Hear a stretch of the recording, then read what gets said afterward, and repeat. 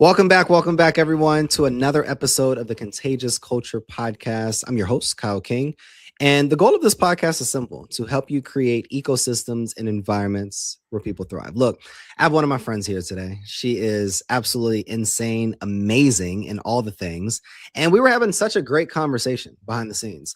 So let's just continue it. Let's continue to build, and let's continue to identify ways that we can plant seeds so that our communities can be better, more intentional, and create impact. Claire, how you doing? I'm great. I'm so excited to be here, Kyle. Thank you for having me. Of course. It's so weird because we have these amazing conversations like, oh my God, we got to record. And then it's like we have to start the whole conversation over. I know. But we're back, and I'm super, super happy that we're having this conversation because you are literally doing amazing things. And for someone who doesn't know you, they've never been introduced to you, who are you? And how are you advancing impact in your community? Well, to go a bit further back, I am my trade is in marketing communications. So that is my background. Marketing communications was always my jam. And I really struggled to find purpose in work, as a lot of people do. That was a tough thing for me. And I'm an empath, and I feel like that was really important. So somewhere along the lines, I'm like, okay, what am I doing here in my current role? Maybe I can advocate for the industry. I was doing marketing communications for surveying geomatics.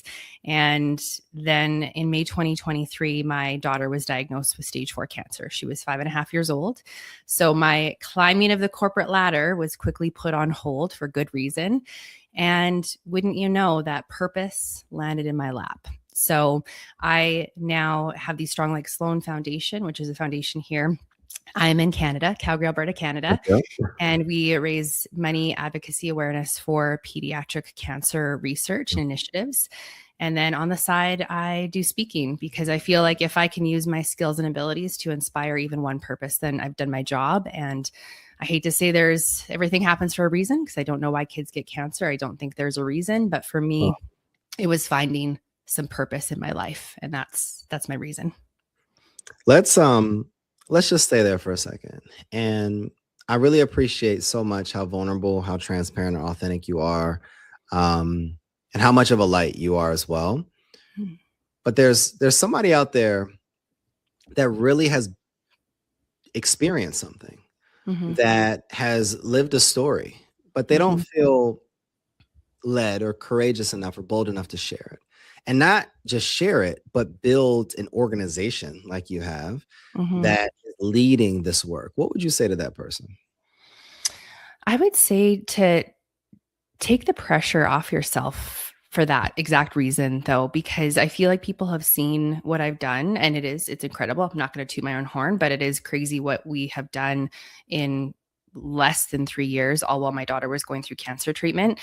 But that's not everybody's story, and everybody has a different purpose and a way that they can create impact or find ways to cope.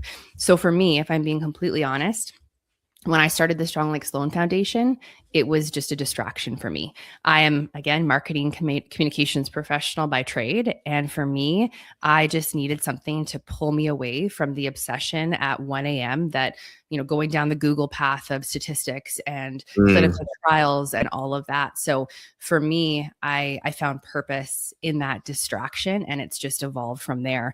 But we all go through hard things, and we deal with them in very different ways. And I would never want someone to see what I've done and put pressure to be like, well, then I should do something like that, because we all handle things so differently. That's so good. That's so good. And, I love to always ask this question about vision. 3 to 5 years from now, if everything worked exactly how you would want it, where would the Strong Like Sloane Foundation be?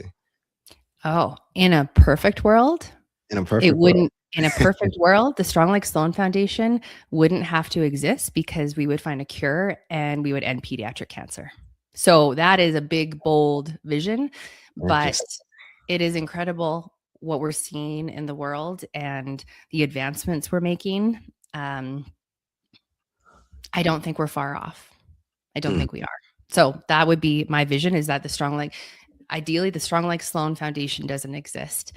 And I think that would be the goal of a lot of nonprofits. If I think about nonprofits, like nonprofits are here to serve a reason and advocate and create awareness and funding for things, but they wouldn't exist if that problem didn't exist. So That's that's my so opinion. powerful.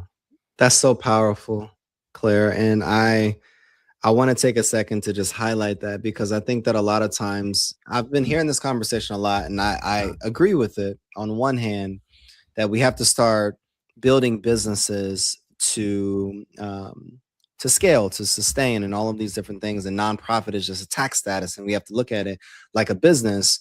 But I love what you said. We have to look at this like something that if we actually solve the problem, that we wouldn't actually have this business anymore. But I Mm-hmm. think a lot of times we're not solving the actual root of the problem. We're just creating solutions or symptoms, and we're wanting funders to fund symptoms, and we're not really driving the work forward to Mm-hmm. actually solve the problem. Because if we did, then what would we do? Yeah. Yeah. So what do we do? Like, what would be your advice to those nonprofit social impact leaders that are out there really just doing everything around the problem so that they do in fact still exist? Oh, that's a really, really good question. I don't know if I'm going to answer the question in the right way, but I struggle with this in the Strong Like Sloane Foundation all the time, and really trying to come to the root of the problem and the solution, Yeah. because for us the big piece is around research. And to throw out some statistics, only 7% of funding for cancer research in Canada goes to pediatrics, yet it's the number one cause of death by disease in kids. And it's even worse in the States. It's about 4.5% of funding for cancer research goes to pediatrics in the US.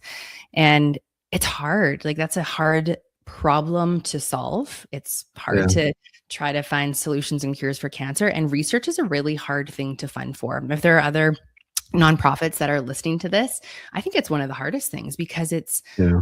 a long game. Research is always a long game, and it's always hard to get people to fund things that they don't see the tangible what's happening today. Where am I putting the money today? And I would like to see physically where that money's going. Research is a long game, and it's hard to fund. So it's a solution that's ongoing. It's a not a quick band-aid fix, and it's still going to take time, but I know how much we're doing in this world and the advancements we're making and AI and all of those things. There's no way we are not far off from a cure for cancer.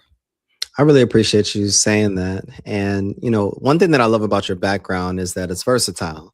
You did not come from nonprofit work. You came No. from corporate and marketing and branding, and you've built this nonprofit in literally under 3 years. In under 3 years, you've raised almost $400,000. Oh yeah. Can you talk to the nonprofit leader, the grassroots organization that is struggling getting $3,000? Yeah. Like, what did you do? Like, how could you walk us through how you raised the money, how you built the organization, and Mhm. then philosophies that you've learned along the Mhm. process? Yeah. So I guess where I have a unique angle is that I am a parent with lived experience. So Mm. that goes a long way. Certainly not saying that I'm exploiting my daughter, but we know that sorry, Sloane. She is the face of this. She is the face. And sorry, I should say for your listeners, because they may not hear this or see this elsewhere, my daughter is now in remission. So all Good, good. good, good. She went through 18 crazy months of treatment. She was out of treatment for 6 months, and then she relapsed last April. After the chance of relapse with this type of cancer, chances of survival drop below 10%. So very scary time.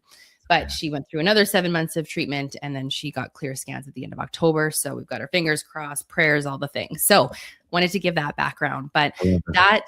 that is my unique selling point or angle, is that I'm a parent with lived experience. I have a daughter, and I think, though, where the root of all of that comes from and the success really comes from two main things. And I would say that's community and storytelling. I'm lucky that I have a marketing communications background, and storytelling is my jam. That is why I Yeah, got into speaking. That's why I find storytelling to be very therapeutic. So that's also why I yeah. speak. But storytelling and really connecting with people at a human level and putting them in your shoes. That's always the message that I try to drive. And imagine you were a parent and you woke up and this is the nightmare you're living, and really connect with people on that emotional level. So storytelling is big, and community. Really, to be a successful nonprofit charitable organization, especially from the grassroots level, you have to lean on your community. You can't be afraid to build a community. You can't be afraid to ask for help. You can't be afraid to ask for things. That's good. The worst that someone can say is no. My dear old dad has a saying, and I always think about it. He always said, you can't win if you don't send in. So that's the Mm. philosophy that I live by.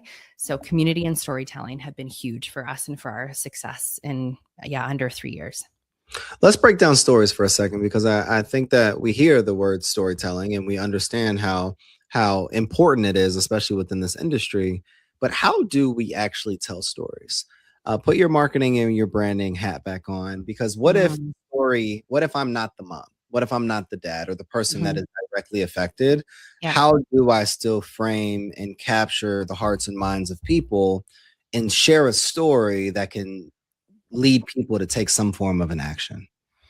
Uh, I think that comes back to the hand in hand with community and finding those people who can tell the stories for you. We, even as the Strong Like Sloane Foundation, and I know there's a lot of other grassroots foundations here locally in Calgary that raise money for pediatric cancer, we all lean on each other and we share each other's stories. And if I think about other groups that are raising money for pediatric cancer or anything, they are going out to the community, they are finding the stories. So if you don't have a story to tell, I guarantee you can find someone who does, and someone who would be willing to do that because they know that it's going to better whatever it is that you're trying to raise money and awareness for. So if you don't have a story yourself, finding somebody who does. And it's very rare that someone will say no. I love that, because that's the conversation that I have a lot of times is, I don't have this deep dark origin story that I need to be able to share. And I think that's such a great point of just find someone else, Mhm. be able to tell that story for you.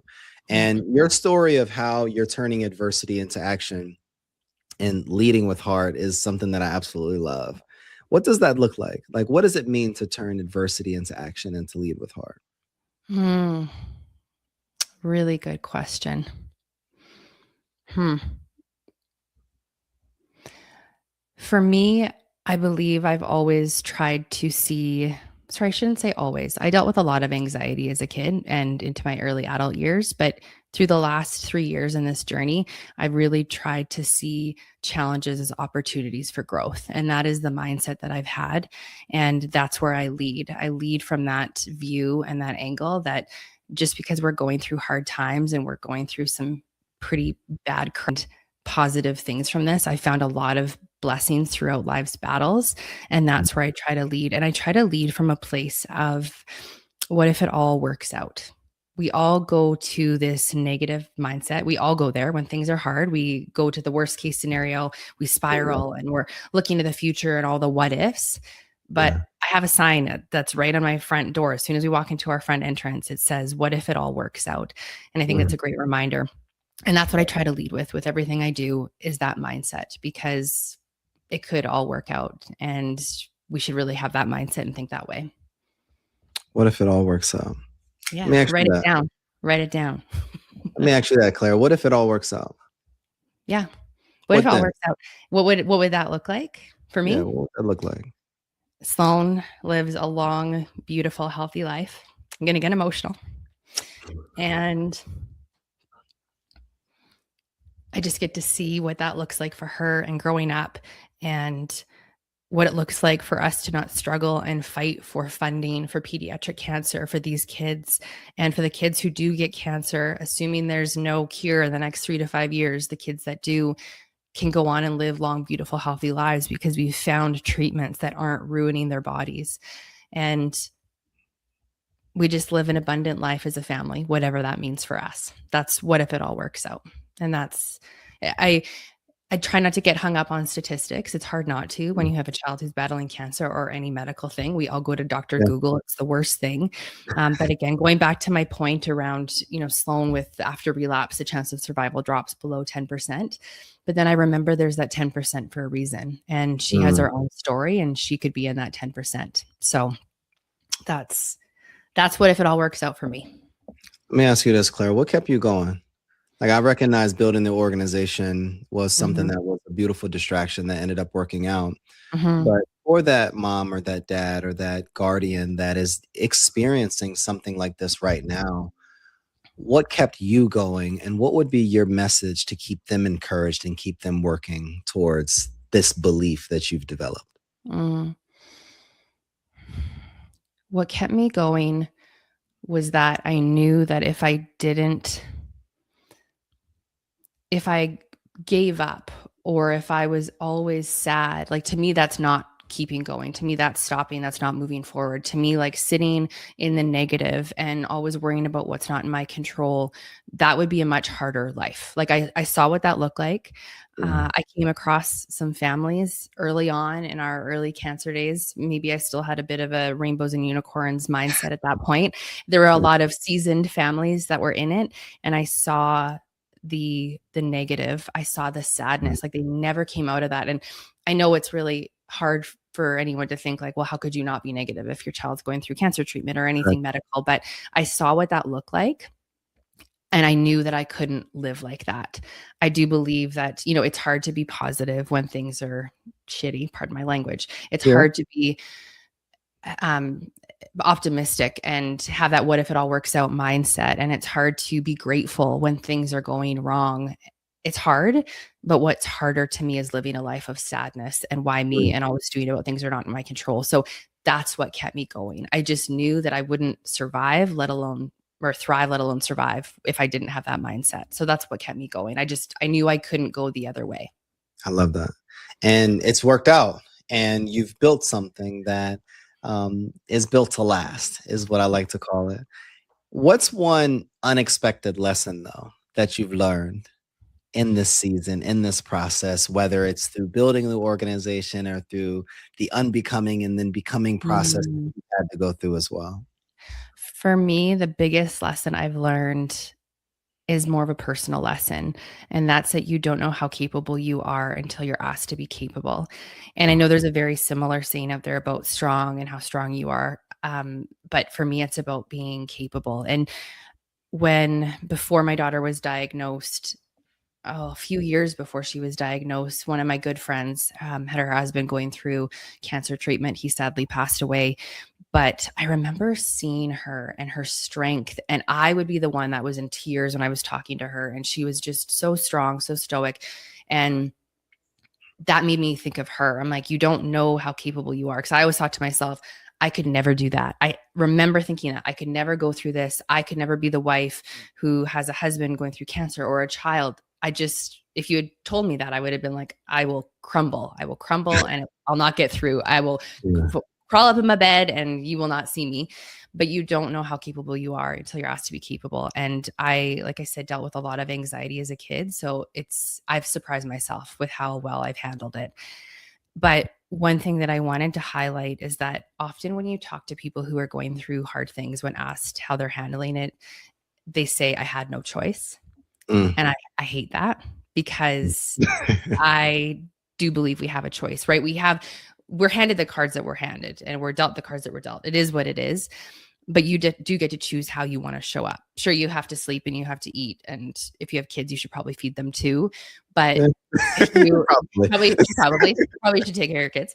But you do get to choose how you want to show up. And I do think that we need to give ourselves a lot more credit when we do. So I don't like the saying, I had no choice, because we do have a choice. We do get to choose many things that we do. We get to choose our mindset. We get to choose our community and the people we surround ourselves with, and we get to choose our actions.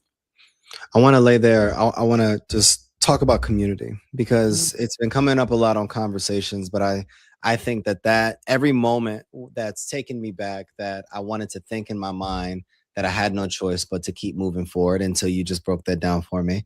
Um, I leaned on community, and I believe that community has been paramount in me really being able to recreate and redefine and reestablish myself, whether it be personally in certain seasons, but then also professionally in certain seasons.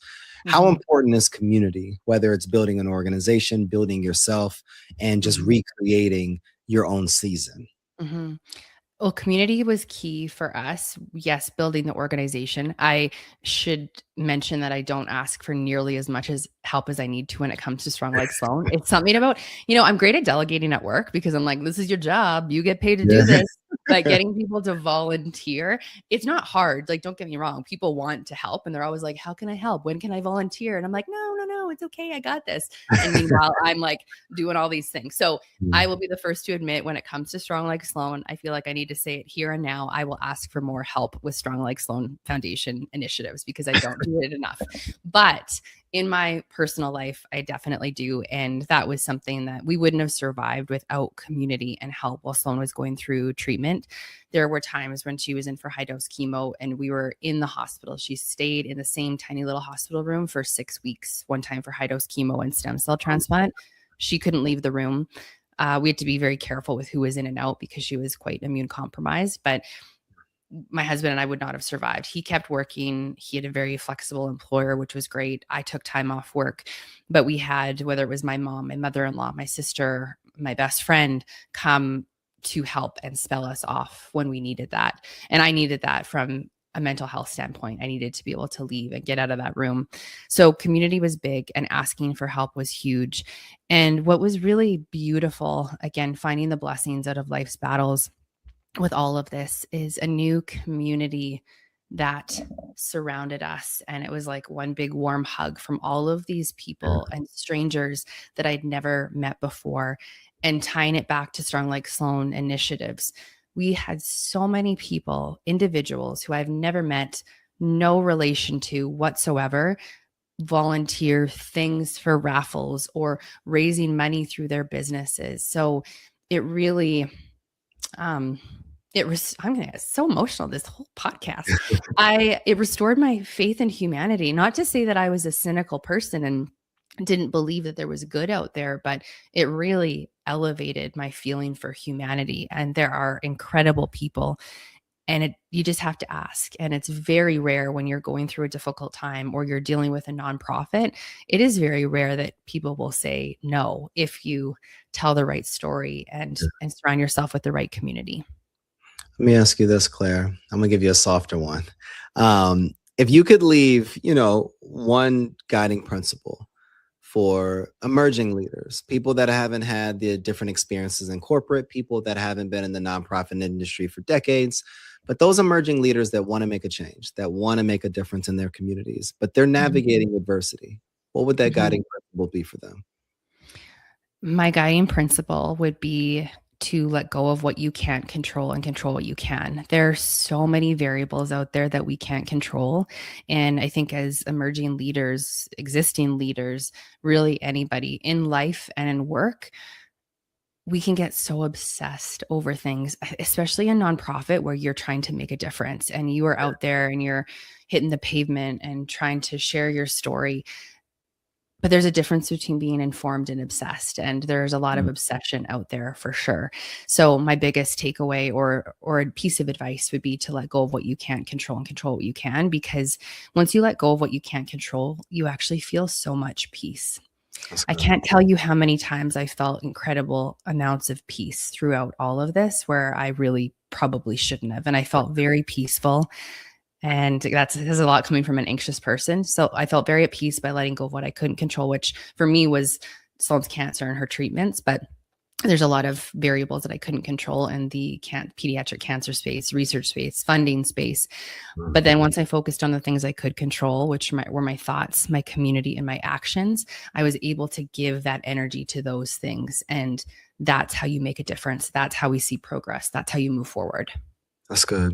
It's beautiful when you hear this, because I recognize that there's often a weight that we carry also in the social impact industry. But then when you layer it with like, this is actually impacting me personally, that's another level of weight. Can you talk about that balance though? Like, how did you go about balancing these real challenges that your family was experiencing versus like, hey, I actually still have a real job. And then, hey, I actually still have to build this organization for people that are supporting it. Yeah. I'm probably the worst person to talk about balance because Kyle, that is why I would be at the Alberta Children's Hospital. Sloan would go to sleep at 7:30, or even earlier because she was hopped up on so many drugs. And I really should have gone to sleep. Like that would have been the smart thing, is like go to Yeah. sleep, get a good night's sleep. Nope.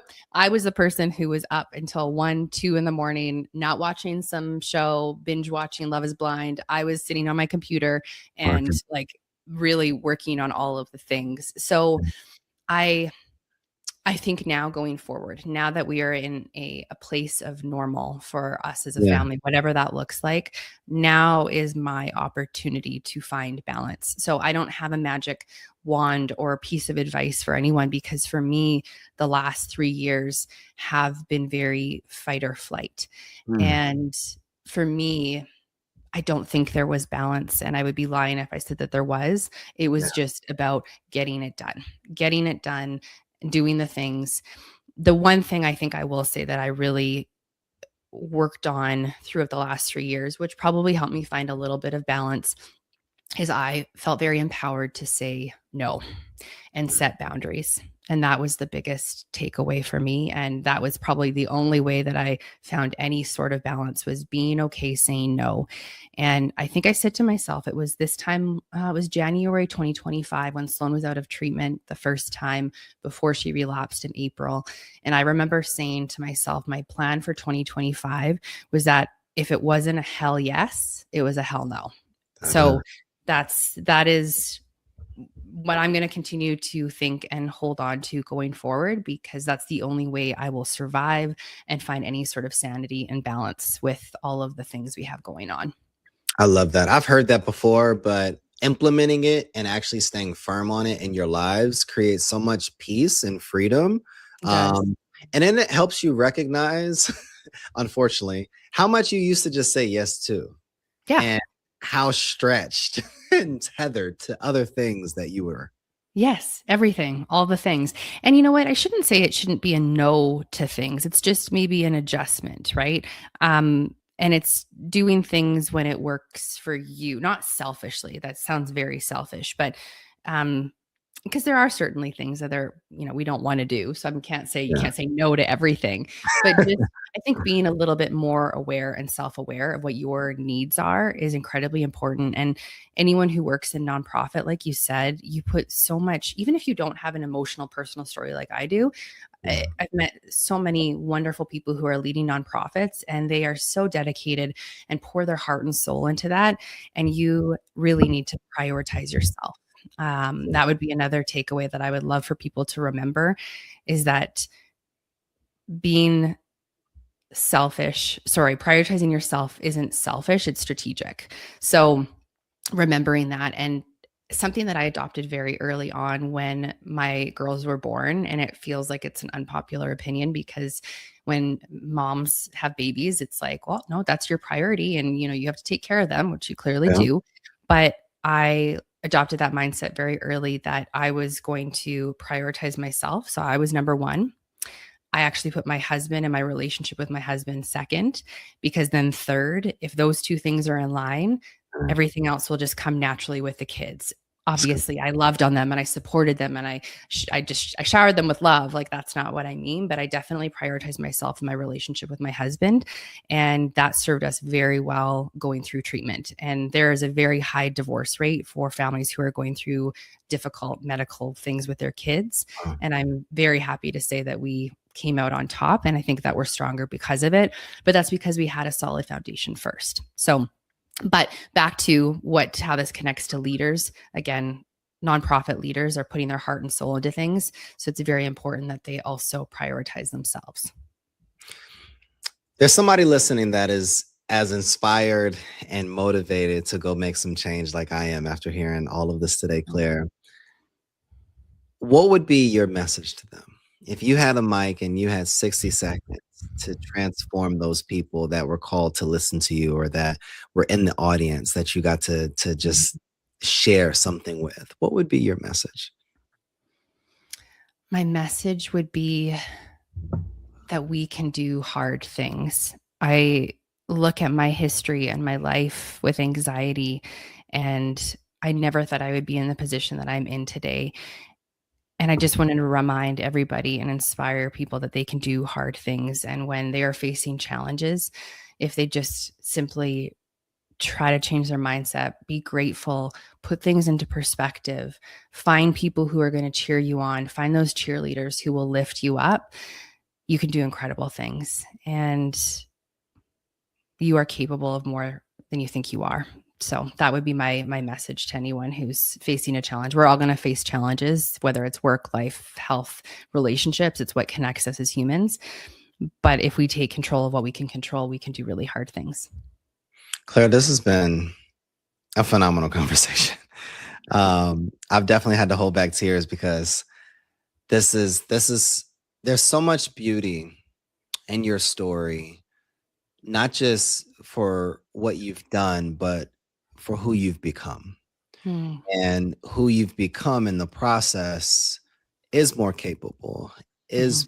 is a light that is continuing to shine on so many people and giving people hope, giving people a sense of courage and boldness. So I appreciate you so much. Thank If you. people want to follow your work, if people want to Mhm. support your organization, where can Yep. they find you and how can they support?